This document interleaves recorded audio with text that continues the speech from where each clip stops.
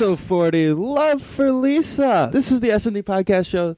This is Steven. Dan is here. What's going on? Hello. What's going on? Tonight's definitely going to be one of the better podcasts this week. I don't want to cut myself short for the other podcast, but tonight's a very special night.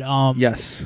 Love for Lisa tonight. Love for Lisa tonight. It's going to be dedicated to our new friend Lisa, who's been battling breast cancer. And when Steve brought it to my attention Monday when we were doing our show prep, when we normally do what are we going to talk about this week's show, he brought up that one of the chicks from Seven Lions, friends, mentioned about Lisa and how she's battling breast cancer and she's trying to fundraise money.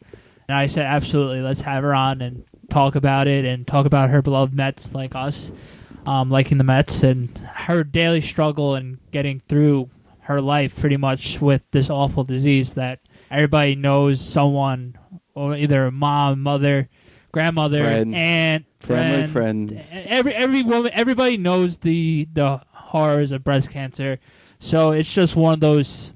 We're very honored to help her out, and we actually have her on tonight to talk about Mets and her daily struggles. So we'll have her on via Skype later on in the show. It's definitely going to be a moving interview, and we're both really excited to have her on. I've been talking to her on Twitter the last couple of days, and she seems like a total sweetheart, and anything to help her out. That's another thing. I remember how we were talking about with Darren a few weeks ago. The Mets family, the real hardcore Mets fans, are turning into a family, and that's what I love about the Seven Line. That we're growing as a family and a fan base and everything like that. And word of mouth, I know a bunch of other people that I went to college with and everything else, and they favored a lot of tweets. And I'm like, oh, you know Lisa? And she's like, yeah, I met Lisa a bunch of times, and she's very nice as well. It just shows how much the Seven Line Army and everything else is coming together in the whole Mets fan base thing, and everybody becoming one, a unity kind of thing. Yes, so make sure you check out our Facebook page, our Twitter page. Also follow her at Love for Lee. Yeah. On Twitter to get the link. All donations help. I know they're closing the donations down in a little bit, a couple days or something like that. Yeah, something like that. But we thank everybody that's retweeted us and favored. We've got a lot of people for helping out. We greatly appreciate it. It's a great cause. We wouldn't be doing it elsewise if we didn't feel it that way. Right. So everything for Lisa tonight on everything. We just hope that we can help her out the best we can possibly do it. So with that being said, tonight's song is "Animal" by Division 1.1. Well, also tonight we're gonna do football. We're gonna talk first week of preseason. Yeah, we'll talk the Yankees. We'll overreact about football basically, and also we will discuss. And then later on, we'll have Lisa. We have Lisa talk about her beloved Mets and everything else under the sun with her. So like Dan said, tonight's song is "Animal." So let's go play a little bit more of that, and we'll be right back.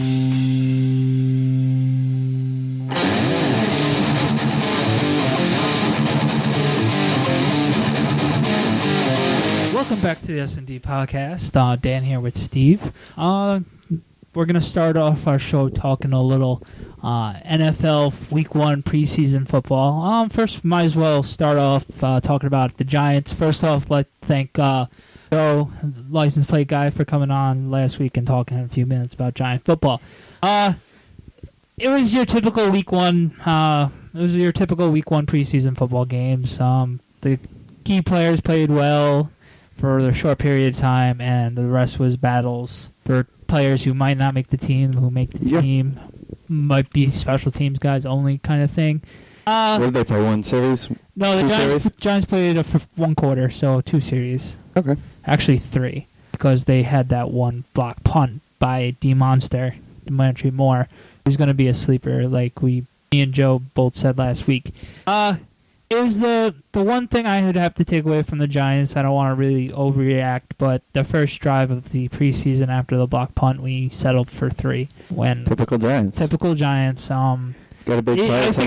I think they were trying to. They were being cute. In regular season, they would definitely try a little bit more better play selections. But other than that, it was all good after Eli connected with Victor Cruz for that long touchdown. It was like mid-season form already there.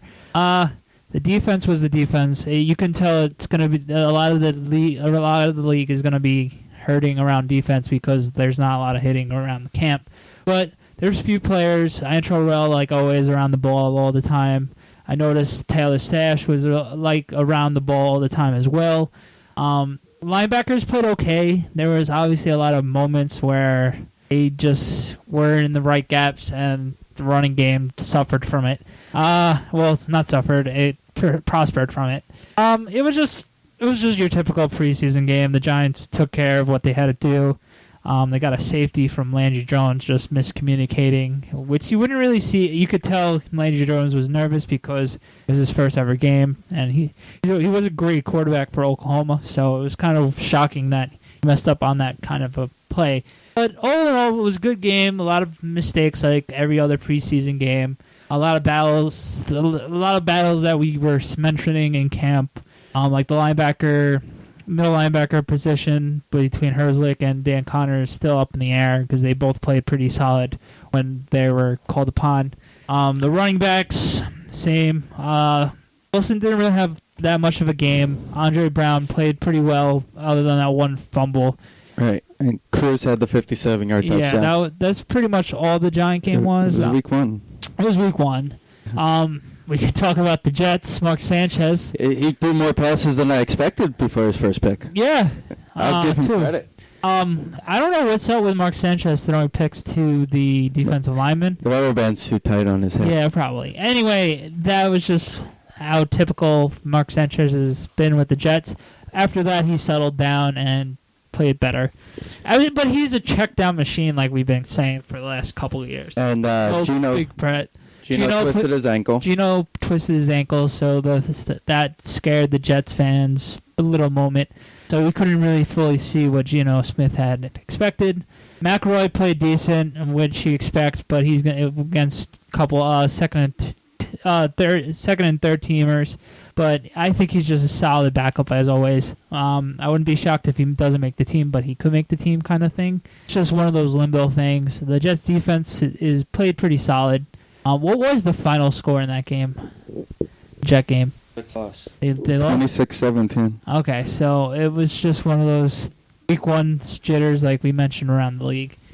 Who the Jets play this week? The Eagles, right? No. They don't play the Eagles? They don't play the Eagles this week because the Eagles play Carolina. Yeah. Jets are home to the Jacksonville Jaguars on Saturday. Great matchup. The one thing we should all start freaking out about, though, after week one is that the Packers didn't score any points. Yeah. So their offense is going to be horrible this year.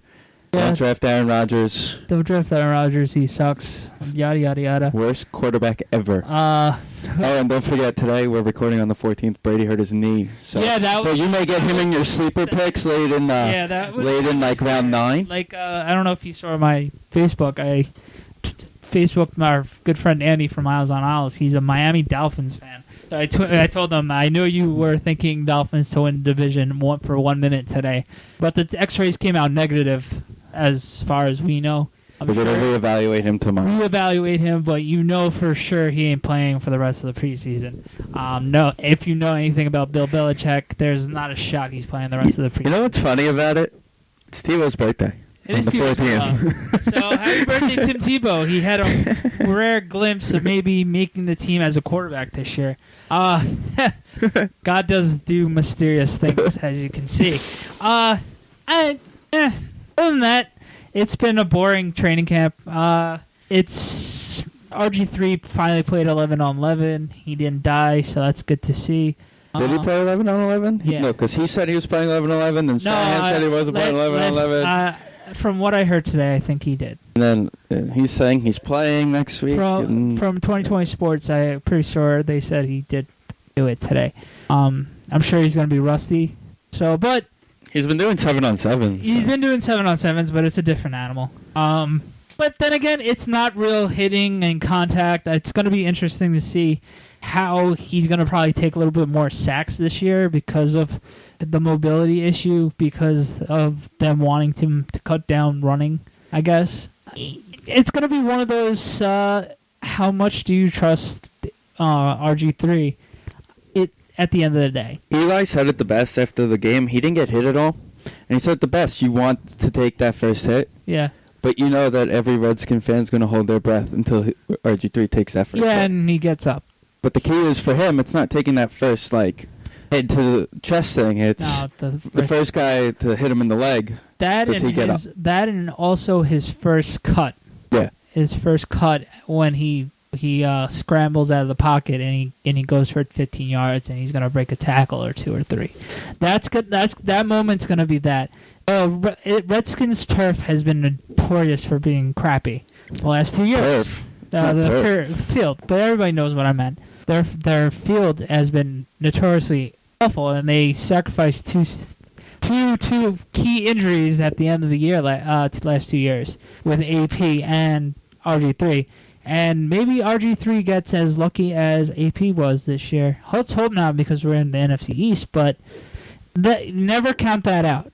The way he's been working and getting back into the groove of things, I wouldn't be shocked for him to come back and play. Oh, that's funny. 150% better. But another funny thing about the Brady injury is that even Jet fans thought they may have a chance if he goes down. Oh, yeah. That little hope. Maybe Sanchez doesn't throw into a defensive tackle. Vince Wilfork's a big target. Yeah. Good luck missing him. But fumble. Be fair to Moore. He had a good career. Not his fault. His ass got in the way of Sanchez's. No, that was all Vince Wilfork for just picking him up and throwing him. It's week 1 preseason. The Giants play the Colts, so that's going to be all right. See what happens. It's going to be cool to see luck for a series.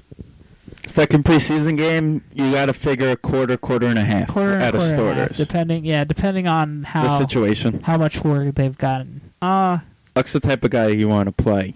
Bradshaw's probably not going to play, so that's. They just took him off the PUP list, so but Bradshaw's not going to play. I highly doubt it. The guy I'm interested to see with the Colts is one of my sleeper guys this year for fantasy is T.Y. Hilton. Yeah, he's not so much of a sleeper. He in most sense of the things for the casual fan, he's a sleeper. But the thing with T.Y. Hilton is that he's right now the 3 wide receiver. And they're going to a lot of 2 tight end sets, which takes out the 3 receiver this year. So he's got to really work this preseason. He is a fun guy to watch. I know one of the great Raider draft picks, Darius Hayward-Bay, is going to play. Yeah. Hey, hopefully he steps up and not be a Raider. Helps him a lot. He was in the same draft as Akeem Nicks and other key wide receivers, and he's fast. He's fast, and he's a solid wide receiver when he's capable of making plays. So I think he's going to be a good he's going to be more of the sleeper pick this year than T.Y. Hilton. I could see him going very late in a draft and producing for somebody. I could see that. I completely can see that because he does have the talents. He just wasn't able to put it all together with the Raiders. Let's be honest, no one can. Who's their quarterback in Oakland? Oakland right now, it's still up in the air. Isn't it Matt Flynn starting, right? Matt Flynn at the moment. Oh, God. Yeah, pretty much. So when it snows and they play the Lions, he's going to have a really good game. Yep. Oh, wait. They're in Oakland. Tough luck. Okay. Alrighty. It was week 1 of the preseason, so there really isn't much to talk about. We are working on our football preview show. So stay tuned for that in the next couple of weeks. But right now we're going to go play a little more Division 1.1 Animal, and we'll be right back with the Yankees. SND Podcast is in no way affiliated with, associated with, produced, or endorsed by the National Football League or any of its affiliates.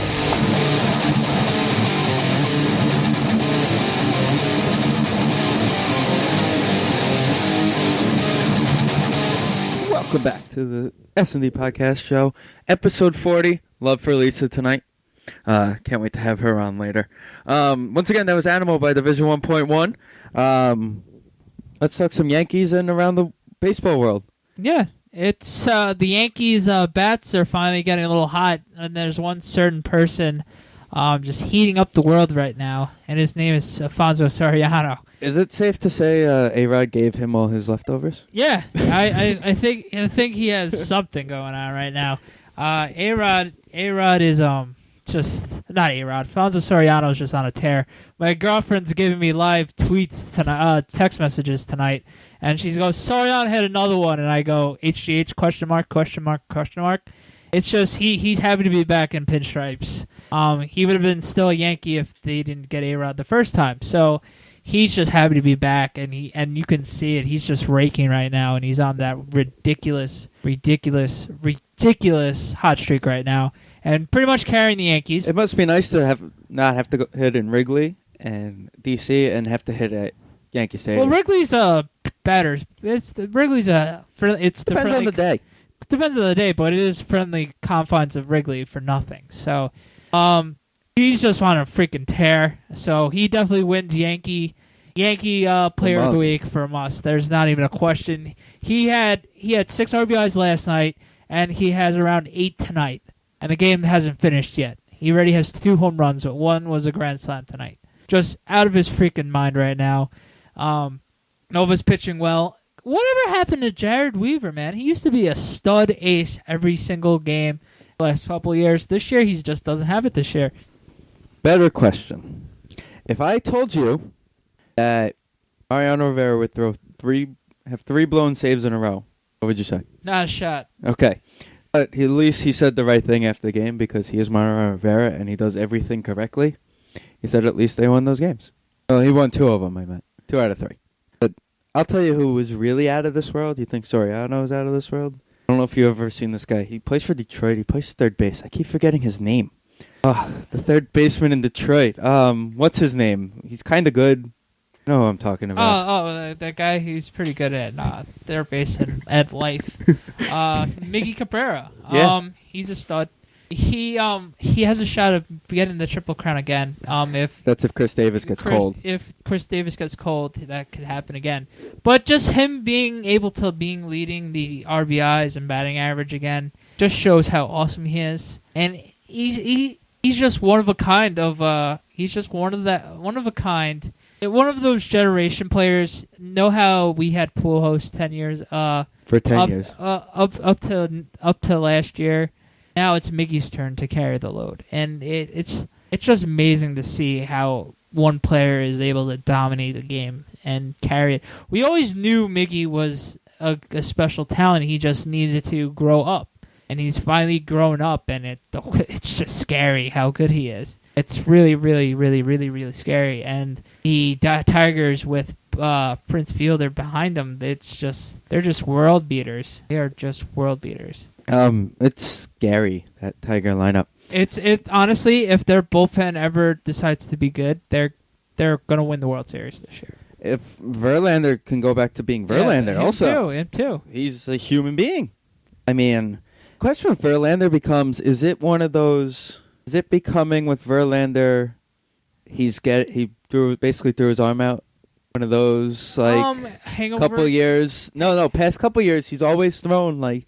Even in the 9th inning, you can see 100 miles an hour out of the guy. And 130 pitches in, 100 miles an hour. I mean, is he getting overused? Not overused. I wouldn't think to see that. Maybe he just had that one of World Series hangover kind of things. And I don't know. I would still love to have Justin Verlander on my team any day of the week. It's just of course, but it's just not the dominant Justin Verlander hitting 99 in the 9th inning of last year, one of his complete games, and it's just you're just not getting vintage Justin Verlander. But I would still take 90% Justin Verlander over half the league anyway. So the Tigers are to the Tigers. The Pirates, let's go Buccos. They're definitely the team I'm jumping on their bandwagon a bit.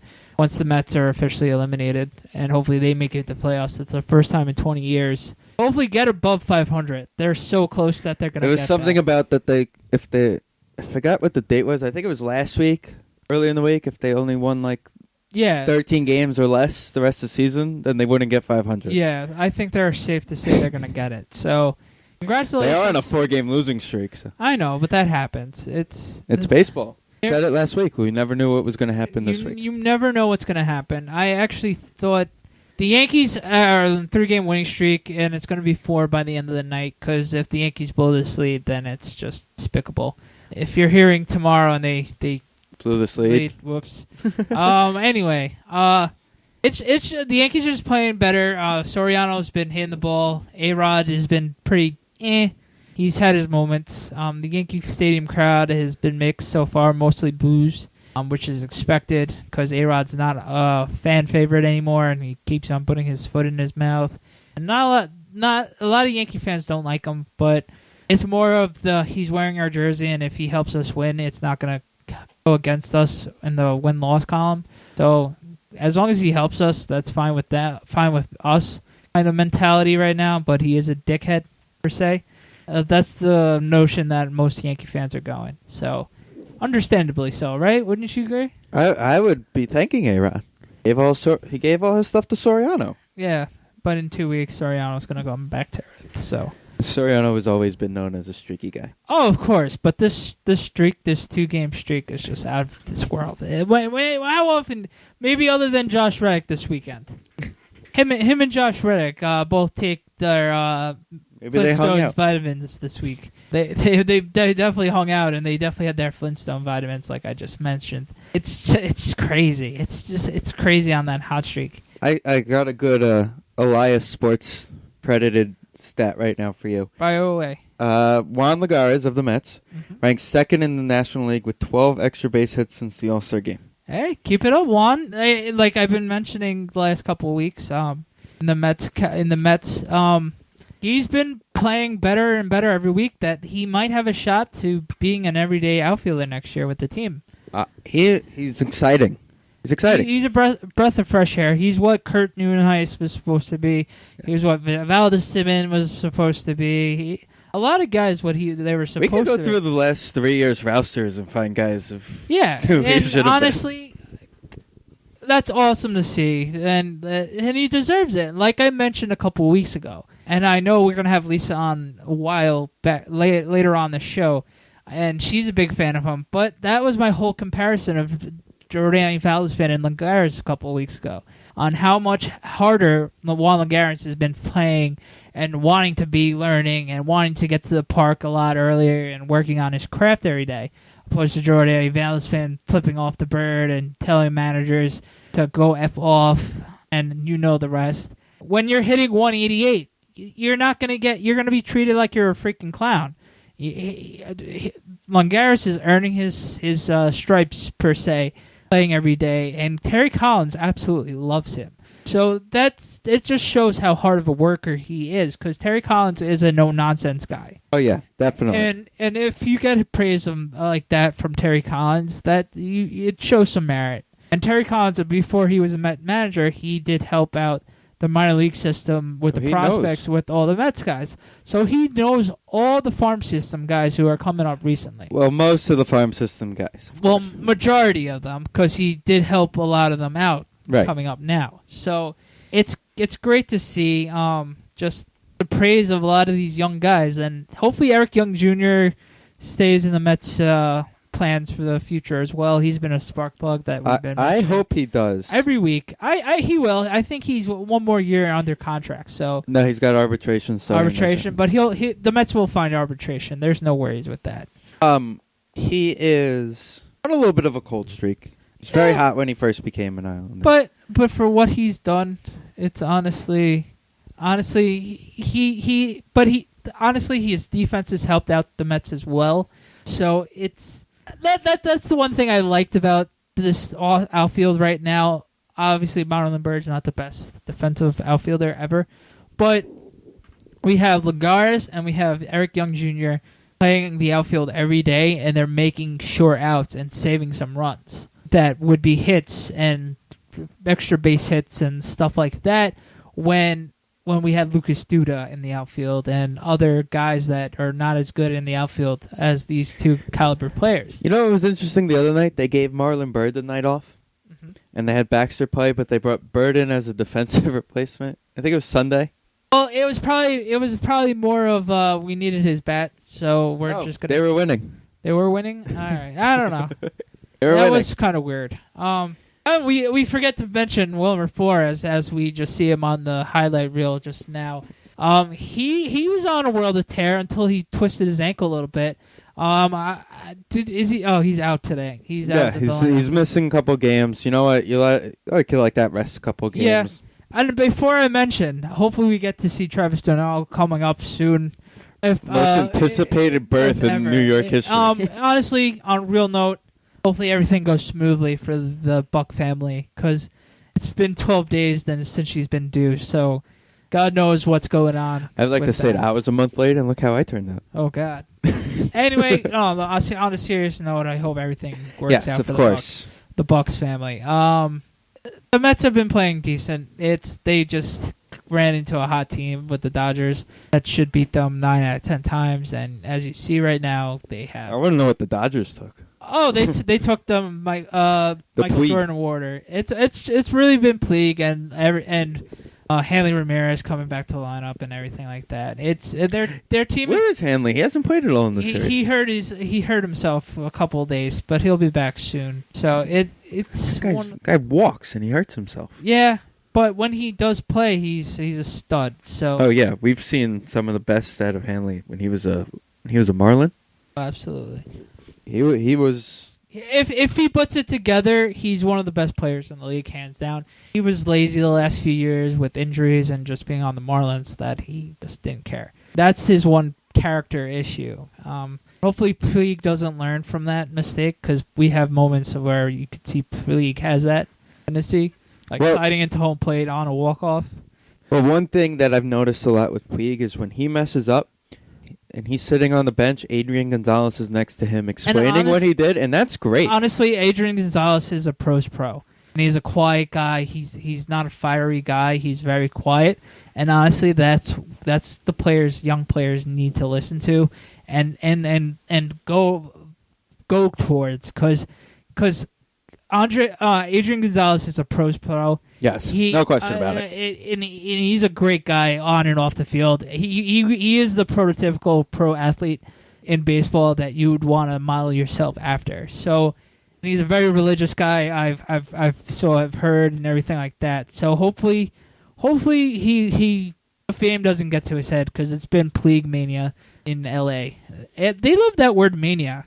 It's like the third every time there's a guy, like there was Fernando Mania, Manny. What was Manny Mania? Was it Manny Mania? But honestly, the only guy that's been killing us in this whole series was Nick Punto. If I told you Monday morning Nick Punto would be the hottest guy in the bed. Who would have thought him and Danny DeVito would have been best of friends? They're the same size. They're the same size. To be fair, they wear the same size jersey. Okay. Let's just, before we wrap this up with the baseball talk. There are some more other hot teams in the league. There are other hot teams, but I was gonna talk about this upcoming schedule for the Mets and Yankees. The Mets. Who are the Mets playing? Go to San Diego. They go to San Diego. Okay, that's a good series that they should be able to take care of, but they're itching to come home. You can start to get that feeling.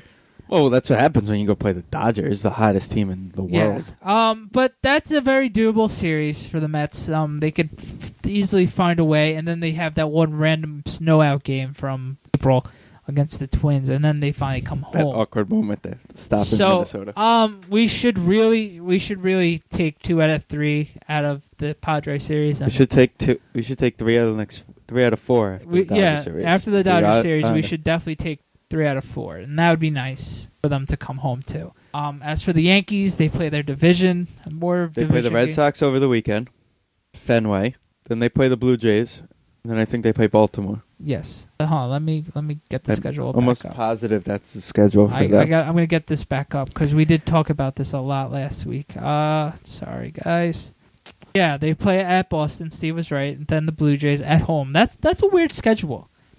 Boston Road, Blue Jays home, Angels. No, it's Rays. Rays are on the road. Oh, Rays. Yeah, they're going on a road trip after the Blue Jays series. It's Rays, then Jays, and then home against the Orioles. So the Yankees are playing all division games the rest of the month. So honestly, the Yankees haven't been playing. Well, they have a 3-game winning streak, going to be 4 in a few minutes. But they could finally maybe get back into the race if they get all the engines clicking and everything like that. They are playing. They're in the division for the rest of the month. So it's going to be interesting to see. They do play the Angels tomorrow. They're going to go for the 4-game sweep. So the Yankees could get this going. What's the pitching matchup tomorrow? The pitching matchup tomorrow, let me get that up. Who pitched? Okay, while you're looking at Nova today. It's probably Hughes. No, I think Hughes pitched on Monday. No, Kuroda pitched Monday. Maybe Hughes pitched yesterday? Oh, CC pitched yesterday. So it's probably going to be Hughes tomorrow. So. I think he keeps screwing with me. Oh, yeah. That happens. Wilson versus Hughes. I was right. So C.J. Wilson is the Angels' only hope for them to get a win this series. Do it for Adam Rank. Do it for Adam Rank. They're just a disaster waiting to happen. Okay, fine. Here's the question of the day. John Buck's wife gives birth or doesn't give birth by the next time we record next week? Yes, please, for the hope of God. For the sake poor woman. For the poor woman. You see his tweet the other day? Like today. Oh, no, his Instagram today. And you just feel bad. 12 days. Just having something, just, come on, come out already. For the love of God, kind of blow. Thing. Go. Yes, just pop already. No, but it really takes kudos to the family, their family, for helping her out while they're on a West Coast trip. Talk about the worst timing. Oh my God, worst timing ever.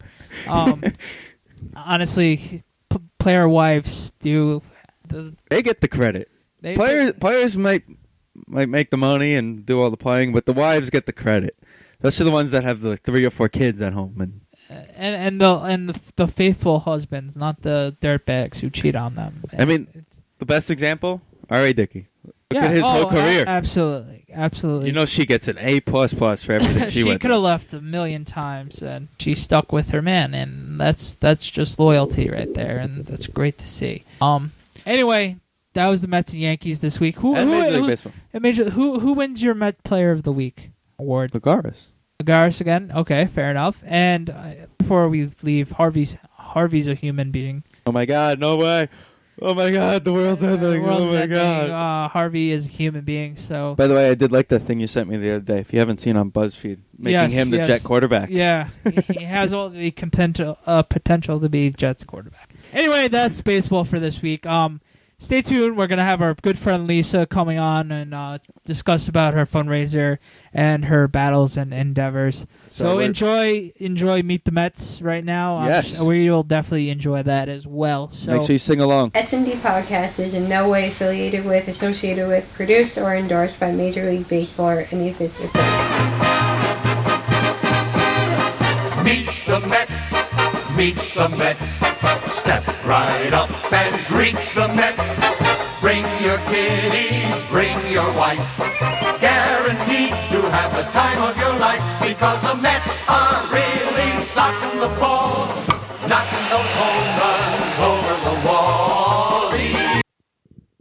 Welcome back to the S&D Podcast Show on the Schmuck Sports Network. Steven and Dan are here. We just played a little special song for this special segment we're about to do. Yeah. We did play Meet the Mets just now. Yeah. So, hope everybody sang along, because I'm sure everybody knows the lyrics. I definitely just did. But we would like to welcome to the show now Lisa. Lisa, welcome to the show. Hello. Hi, Lisa. Hi, how are you guys? Doing great. How are you doing, more importantly? Oh, I'm feeling great. I'm hanging in there, day by day. I feel great. I can't believe how well I've healed in 3 weeks that I've had, major surgery. It's been amazing. That's great to hear. That's phenomenal news to hear. By the way, this is Lisa, who we've been promoting all week long. That was a poor job by us segueing her in. If you haven't found out by now, Lisa has breast cancer, and we're trying to help her fund, by all means, helping her fight her battle with cancer. So I'm very glad to hear that over the last 3 weeks you've been doing a little bit better. I know it's definitely an everyday struggle. What makes you what was the feeling that when you first found out you had it? Well, it's a pretty interesting story. First of all, I'm pretty young. I mean, I'd like to think that I'm young. I'm 37, so it's pretty young for someone to, get cancer, well, breast cancer and any cancer for that matter. But I am actually in the medical field, and I'm an ultrasound technologist. Ultrasound technologists are the ones that, scan the babies and they tell the happy parents what they're having. So that's what I do for a living. And back in December, right around Christmas time, I actually, found the lump myself just by, I always promote, because I do breast ultrasound, so I always tell my patients, make sure you do your self-exams. And so I was doing my self-exam, and bam, there you go. I felt something, and to make a long story short, I actually scanned myself, and then, because I'm in the medical field, I'm very lucky. I had doctors there. I knew breast surgeons. I knew, everybody that needed to get involved. I knew them pretty closely, so I was in good hands, and moved forward and had the biopsy. But just by looking at it, that day that I felt it, and I went to work and I scanned myself, I was like, looking at the screen, and I'm like, oh, that does not look good. So I kind of knew even before I had any official biopsy results. I just kind of knew that it wasn't going to be good. But I had good faith, and I tried to remain positive in the early days, and I didn't know getting the results of breast cancer. I didn't know, oh my God, am I going to live for a year, live for 5 years. I didn't know what stage it was. So, once I had the biopsy and they told me I had breast cancer, then from there on out, I had no idea what the next step was. And then, they send you for all these tests, and thank God I found it early enough that it didn't spread anywhere else. It didn't spread beyond, you have lymph nodes in your armpit. There was no cancer, thank God, in any of the lymph nodes of my armpit. So they basically staged it as stage 2, just because of the size. I guess when a young person has breast cancer, the cancer is more aggressive than in someone that's older. It kind of, stays there and grows slowly. But in a young person, it grows really fast, super fast. It's fueled by hormones and everything else. So I was really lucky to happen to feel it that day and just get the ball rolling and catch it so early. Wow. So yeah, that's pretty much the story. Wow, thank God you did catch it early. I'm obviously nowhere, shape, and form comparing what I have to what you have, but right. I kind of had a similar situation when I found out I had Crohn's disease. Okay. Yeah, it was just one of those earth-shattering moments. You're like, really? And I can not only imagine finding out having cancer.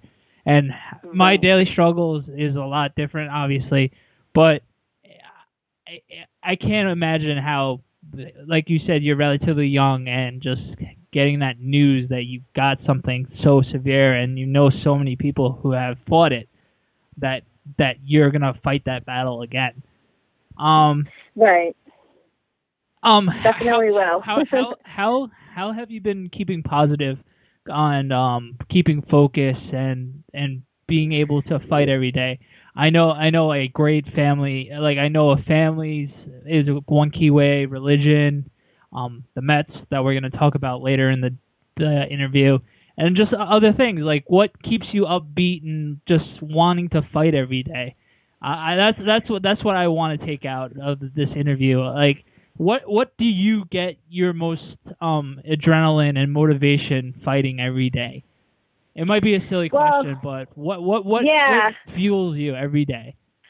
Just the will to live. I mean, of course, it's a hard question to answer, and just pick one specific thing. It's really hard. But I'm married, so my husband is a wonderful supporter of everything that's happened. Sometimes you think, oh my God, you're young, you get cancer. Sometimes you never know. Your husband or wife may just decide to leave and not be supportive. Some people can be that way. But he's been very supportive. We don't have children, but just my husband, and of course, like you said, family and friends. I mean, on Twitter especially, I can't believe, the outpouring of just love and support, and, people sending me cards and flowers, and, I have no words to just express how thankful I am for all the support. And I think that's what keeps me going, just knowing that, wow, I can't believe people have, heart out there. The world this day, today is just can be cruel. But in things like circumstances like this, it's amazing to see how many people just, lend out their hands for support. And I think that's what keeps me going. And obviously, like you said, the Mets, that, just watching the games and cheering them on and going to the games as much as I can, barring any sickness or anything that I felt during chemo, that kept me going. That's basically, that's what drove me to just keep fighting. And also I'm pretty much in contact with a lot of people that also have breast cancer that are young like myself. On Twitter, there's a large community of people with any types of cancer. It's just great. Social media in general has just been amazing. And so, you have people that are going through the same thing that you are, and then, you don't feel like you're the only one and you're alone. That's what keeps me going every day, basically. Just knowing that I can fight it, and I have, the strength and the willpower, obviously, to do so. I think anybody would. Of course. Absolutely. Yeah. And it really does take a special person. So I think so. And you got to give yourself a lot of credit. And what is your husband's name? I didn't catch it. Oh, I'm sorry. His name is Lou. He's been wonderful. Big kudos to Lou, because he's definitely been there every step of the way. So, God only knows, God forbid, if my girlfriend ever had breast cancer, I wouldn't know what to do. And it's just, so kudos to Lou, because a lot of people would flake out. So right. I mean, we're very lucky, like I said, that we found out that we caught it in its early stages. But I guarantee you that, I'm pretty sure that if it was something that was found and it was in a later stage and it spread throughout my body, like to my brain or something like that, no matter what stage, I'm pretty sure, I know that he would be there, no matter what. If you love someone, and he's a good guy and very supportive, throughout all my chemo treatments, which were terrible, you hear stories of chemotherapy, it's just awful. Plus, I had some complications with chemo, which isn't fun. But he was with me every step of the way. He went to all the appointments with me. Just amazing. And so it's good to have that support at home too. It's very important. Well, why don't you tell us a little about Love for Lee on Twitter at Love for Lee? Yes, my best friend, she knows the struggle that I have with, health insurance. I guess, the health insurance in America isn't the greatest. And so, through my job, I do have health insurance, but unfortunately it's not a great health insurance plan where, they cover 80%. And then, of course, the 20% that's left over is my responsibility. And, 20% may not be a big deal to someone that doesn't really go to the doctors or, just simple doctor's appointments. But when you're talking, hospital visits and multiple surgeries and chemotherapy, that all kind of, big tests and things like that, that all can add up. So, we're very close, and she kind of knew the struggle. Plus, I'm not working right now because obviously with chemotherapy, it's hard to work. And then I'm also recovering from surgery. So unbeknownst to me, she started a fundraiser. And so then she approached me and she said, I just want to let you know I started a fundraiser in your honor just to see, if we can gather some money, some funds together to help you out with your medical bills. I was just caught off guard and so, just so honored by her love and her generosity to do that. It was kind of strange to me because I've never really asked for money from anybody before. And I was I felt weird about it at first. It's a strange thing, but, just seeing how people have been so generous and it really hits your heart. And so she started the fundraiser, and it's been going on, I think, for about a couple months now, and it's actually coming to an end. This Sunday is the deadline. It's the last day. And I don't know if you guys wanted me to, give the plug or go for it. Absolutely. Go for it. Okay, so it's It's giveforward.com/fundraiser/7582/love for Lisa. And that's the entire address there. And, I mean, if people can donate, that's wonderful. And if people can't donate, that's wonderful too. That's fine. Just verbal support is wonderful. And like I said, I can't find the words just to describe how amazed and how gracious I am towards everyone that's helped me out in so many ways, not just financially, but emotionally, and people showing up at my doorstep with food and offering to clean and, take me places. And it's been amazing. I feel very lucky. It's awesome. Everybody who likes our Facebook page, the podcast, the SND podcast page. We got a lot of likes as well. We've been trying to promote as much as crazy the last few days once we found out about it. The past couple of weeks, all the guests we've had, we've been telling them about it. They've been doing some stuff, putting it up on their pages as well. We know. So thank you.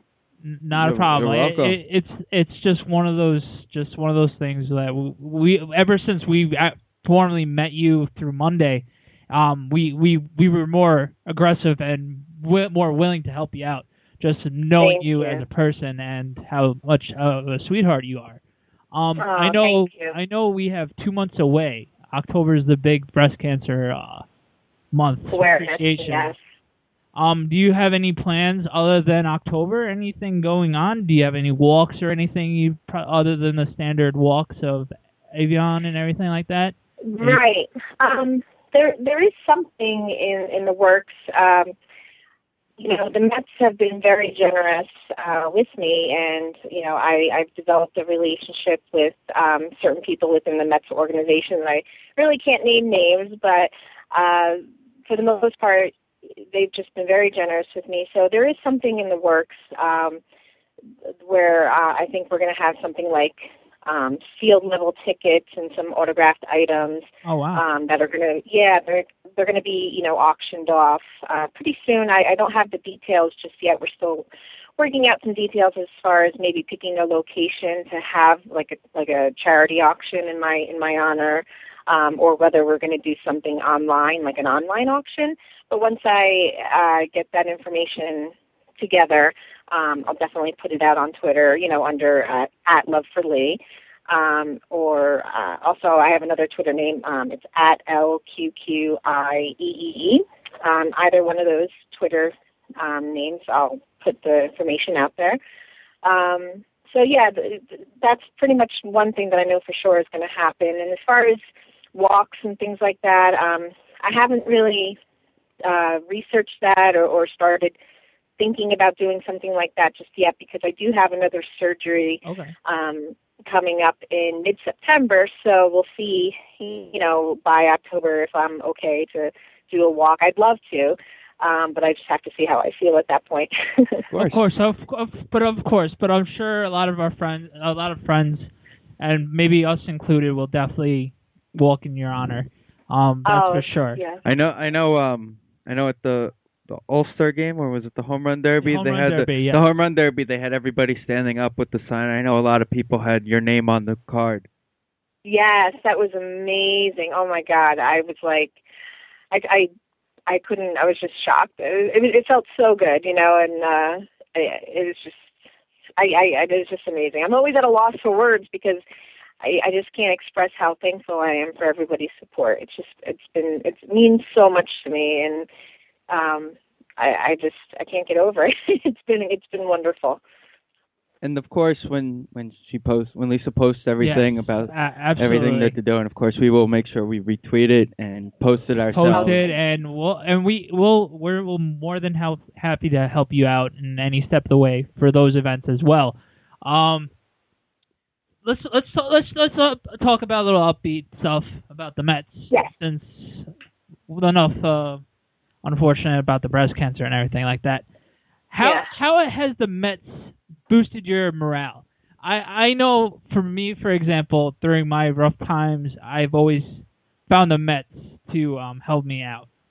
For example, like I mentioned when I first found out of Crohn's disease, it was actually in the '06 season. I actually got lucky that the team was winning every day, and actually making it to the playoffs. And wow.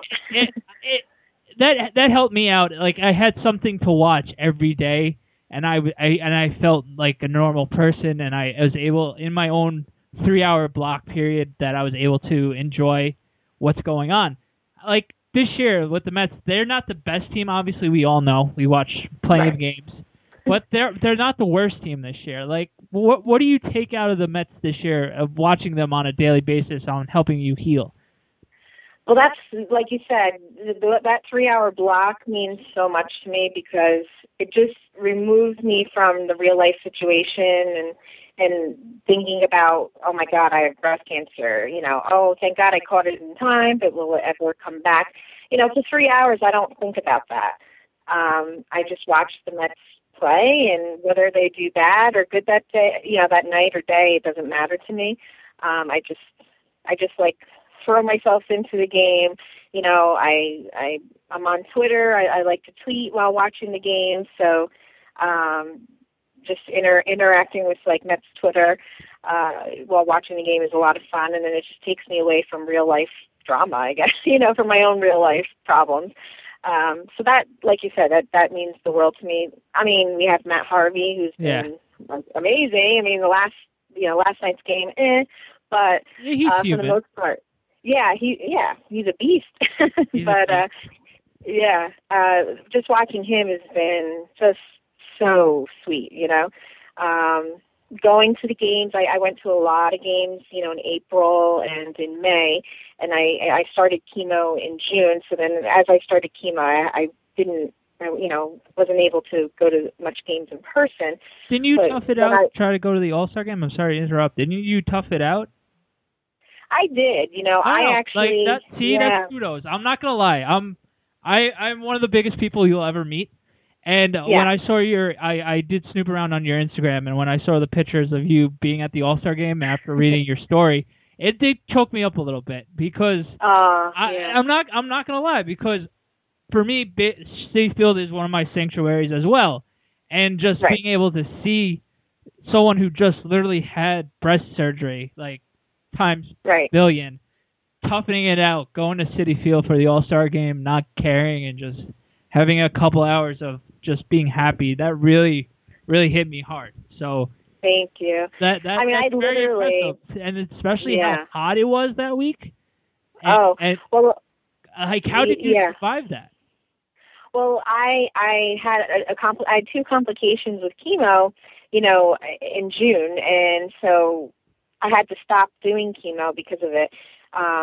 So I literally, July, you know, mid-July was the All-Star break. So I literally came home from the hospital probably a week and a half, 2 weeks before the All-Star game. So I was only home for like a week and a half. And, you know, I said, you know what? I mean, it wasn't just because the tickets were so expensive. It wasn't even that. It was really like, I just need to go to Citi Field. It is my sanctuary. It's like my home away from home. I feel like no matter how hot it is, I just have to tough it out. So I went to the celebrity softball game. I stayed the entire game, that was a delight. That was so much fun.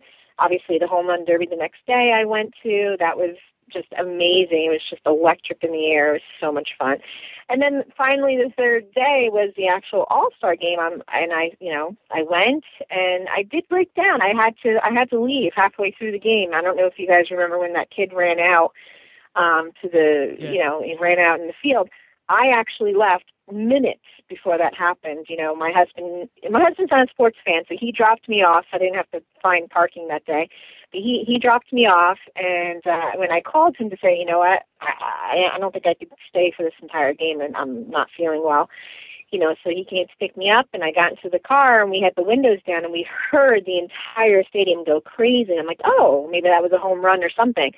But then I come to find out it was that kid that ran out into the field. So we left like minutes after that happened, just before that happened. So wow, did you hear the backstory of that kid? I don't know. I know it's a side subject. Did you hear about the story about that kid?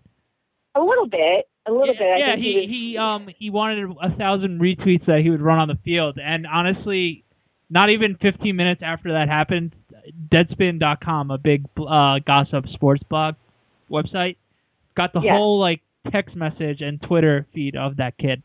It was kind of crazy. So yeah, I remember reading a little bit on Mets Twitter. Oh yeah, if I get 1,000 retweets, I'll do this. And what a stupid kid, Come on. I mean, he's a Yankee fan, so can't hold it against him. Exactly. But so I toughed out most of the All-Star, the games. The game itself, I kind of just made it to that point, and I said, okay, I really can't do it anymore because, we had seats, my friend and I, we did have seats, but they were all the way up high. But at that game, we all decided just to stand on Shea Bridge, and I think I was just like, my feet were killing me. I couldn't stand for the entire thing. I was like, I can't do it. But you know what? I made it through the first 2 games, and then, I haven't been to Citi Field since, and it's breaking my heart because I can't wait to get back. But hopefully soon, within the next week or so, I hope to, when they come back home, obviously, I'd like to make a few games. Definitely. I mean, they got some great promotions coming up. I guess we could promote the Mets a little bit. Yeah, of course. Why not promote the Mets? Third Eye Blind concert. Yeah, unfortunately, I can't go to that game, but yeah. Tom Seaver bobblehead coming that up. next homestand, there's so many promotions. So yeah, it's the bobblehead night. I think Jay Horowitz bobblehead night, and that's the same night as Third Eye Blind. So right, and that I think the Jay Horowitz bobblehead thing is to benefit Hope Shines for Shannon or something like that. It's Shannon Ford. She worked with Jay, and she herself also has breast cancer. So they're promoting that and giving that in her honor because she's fighting breast cancer as well. So it's a great thing that they're doing for her. Yes, it is. Yeah, I was actually looking into it, but the rest just due to other circumstances, I can't make it. I was actually going to go and do that promotion, but unfortunately, I can't make it that night. But basically, Lisa, how do you feel about the direction of the team? Let's talk a little bit about the team themselves. I feel like they were doing good, and then it's like a roller coaster. It's like up and down, and now it's all the David Wright out. I just feel like next year I'm so excited for everyone that's going to come up. All the pitchers that are going to come up from the minors, and I feel like next year may be something, but it's so tough to say. I just hope within the next year or two that we can make it to the playoffs at least. Something like that. That would be amazing. We're both praying for that too. I think the light is finally coming at the end of the tunnel. We're so close we can touch it. Next year, hopefully, we get $40 million off the cap. True. So we get to pick up a couple free agents, and we build our team from the young nucleus. So we're right there. We're so close. Now this year is just yet so far away. But this year's been such a good year. There's a lot of young players that you haven't expected to do well. Unfortunately, there's a lot of players who we expected to do well. Who aren't doing well. We're not going to name names because we don't know who's close to a couple players you are. But it's just one of those mixed years. I think Terry Collins. I think he stays. I think he stays too. He deserves it. How do you feel about that, Lisa? I agree. I actually like Terry Collins. I have nothing against him. I think he stays as well. I think he's been doing a great job. It's just hard. It's hard to say because parts of me feel that it's beyond his control, and then other parts of me, like with the whole when this the steroids thing came out, like that just broke my heart. That just happened pretty recently, and finding out, Jordani Valdespin, finding out that he was involved with that whole big scandal, and that kind of broke my heart. So that brought me down a little bit, but and I actually was a big JV1 fan. I always liked him, but that kind of made me sad about that. But I don't know. I feel like we're heading in the right direction as well. Like you said, we're almost there. The advantage of him being suspended, though, is more selfies for his Instagram now. Say that again? The advantage of JV1 being suspended is now he gets to take more selfies every day. That's true, but I actually follow him on Instagram. I guess he accepted me to follow him. So there haven't been that many, to be honest. I was expecting much more, but there's maybe just one he Instagrammed.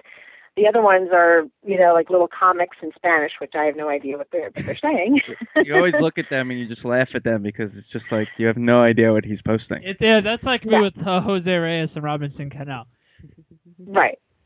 It's the same thing. Or even Johan Santana sometimes, like on Twitter, Yeah, like, he'll what? tweet out something in Spanish and be like, oh, yeah. Okay. Hello. Sure. But I do have to mention, people on our Facebook, we have, for some reason, a big following in Dominican Republic. Dominican Republic. All you Dominican Republic people that have responded to all of our ads and everything, English, thank please. you. Thank you. No, stop it. We could translate them. But thank you. Yeah, we had a lot of feedback from us promoting your fundraiser for that, and it just affects the whole world. That it was really nice. It was really nice that people from other countries were responding to it and everything like that. That is so sweet. It's so amazing. The world can be such a great place. It's just, thank you so much. That's very sweet. Okay. Before you go, what would be one last thing for the Mets season that will put the cherry on top for this season and help you be happy? I really am excited. I don't know if you guys are going to go to the last game of the season where Mike Piazza is going to be inducted into the Mets Baseball Hall of Fame. So that's like a big thing I'm looking forward to. That's like, I'm very excited to go to that game. And I don't know if, you guys know the 7 line. I don't know if he'll be doing like a big outing that day. Sometimes, he has like the big group tickets that he sells, and then, as a group you go to the game. But if he does do that, that'll be something I'll definitely do, and of course, be very excited to see Mike Piazza being inducted into the Mets Hall of Fame. How do you guys feel about that? Because I'm really excited about that. We're both ecstatic. Speaking of the 7 line, before we let you go, how close have you become with Darren and all the other 7 line Army people? We've had Darren on a bunch of times. We've talked to Darren. Darren's one of the nicest people in the world. You definitely have a different perspective of things. What's your take of the 7 line Army and Darren himself and Liz? Darren has been a great friend. He's been a great supporter. He just tweeted out the other day, I don't know if he caught that graphic, Love for Lisa. Yeah, I actually shared it on Facebook. Yeah. Yeah, so he's actually also sort of involved with this whole fundraiser that the Mets are sort of involved with, this like auctioning off tickets and some, items that are autographed. He's sort of involved with that, and as you can see, he did mention that in his tweet. So with that, he's just been, so sweet. Every time I've met him, we've hung out, and he's just a nice guy, very supportive. And, every time I see him, he's like, please let me know what I can do for you, what the 7 line can do for you. I can't even speak. I can't say how nice he's been. So, as far as the 7 line Army is concerned, there's so many of them that are really close friends of mine that, we text each other. I've actually gone away one weekend to Miami with a member of the 7 line Army. We became very close, and we just went on vacation together. So I've developed very close friendships with a lot of them. They're family now to me. And you gained 2 more friends, definitely. Yes, definitely. The 7 line Army is actually how we found out about this. Susie and I are close.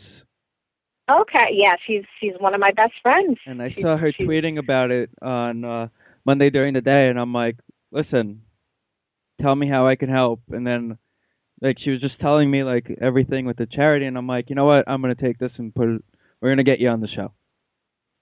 Yeah, she's been great. She's one of the people that I just adore, and it's funny because I met everybody pretty much exactly a year ago. This time last year, I just put myself out there in Mets Twitter, and this is before I found out I had breast cancer, and I was going to games, oh my God, like every night, or as many games as I could, and just hanging out at all those games, just meeting all these awesome people, and just having a blast, every night. It's been incredible. It's been great.